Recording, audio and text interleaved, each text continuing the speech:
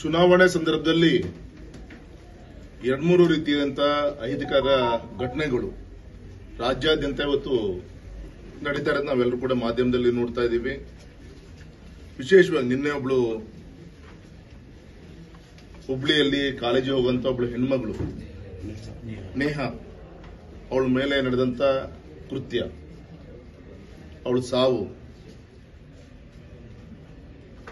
ಇಂಥ ಒಂದು ಸಂದರ್ಭದಲ್ಲಿ ನೇಹನ್ ಮನೆಗಿಂತ ಆ ಕೃತ್ಯ ಎಸಗಿದಂತ ಆ ಕಿರಾತಕ ಏನಿದಾನೆ ಅವ್ರ ಮನೆಗೆ ರಕ್ಷಣೆ ಕೊಡುವಂತ ಕೆಲಸವನ್ನ ಈ ಕಾಂಗ್ರೆಸ್ ಸರ್ಕಾರ ಮಾಡ್ತಾ ಇದೆ. ಹಿಂದೂಗಳು ಅತ್ಯಂತ ಸಮಾಧಾನದಿಂದ ಇದ್ದಾರೆ. ಏನು ಅವರಿಗೆ ಗಾಂಜೆ ತಗೊಂಡು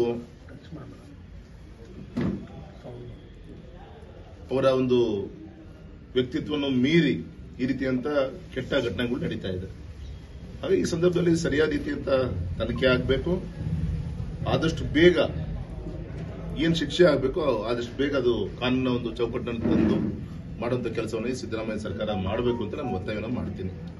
ಎರಡನೇದು, ನಿನ್ನೆ ಚನ್ನಗಿರಿ ಈ ಕಡೆ ಭಾಗದಲ್ಲಿ ನಮ್ಮ ರಾಮನವಮಿ ಒಂದು ಸಂದರ್ಭದಲ್ಲಿ ನಡೆದಂತ ಹಲ್ಲೆಗಳು, ಅಂದ್ರೆ ಎಲ್ಲೋ ಒಂದ್ ಕಡೆಗೆ ಈ ರೀತಿಯಂತ ಸಮಾಜ ವಿರೋಧಿ ಶಕ್ತಿಗಳಿಗೆ ಹ್ಯಾಗ್ ಮಾಡಬೇಕಾದ್ರೂ ಕೂಡ ನಾವು ಬದುಕಬಹುದು, ನಮಗೆ ರಕ್ಷಣೆ ಇದೆ, ನಮ್ಮ ರಕ್ಷಣೆ ಕೊಡಿದ ಸರ್ಕಾರ ಇದೆ ಅನ್ನೋ ಒಂದು ಮನಸ್ಥಿತಿ ಬಂದು ಈ ರೀತಿಯ ಕೃತ್ಯಗಳು ಹೆಚ್ಚಾಗ್ತಾ ಇದೆಯಾ?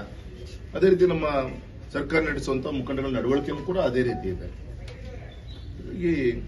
ಇದೆಲ್ಲದೂ ಕೂಡ ಜನ ಸೂಕ್ಷ್ಮವಾಗಿ ಗಮನಿಸ್ತಾ ಇದ್ದಾರೆ.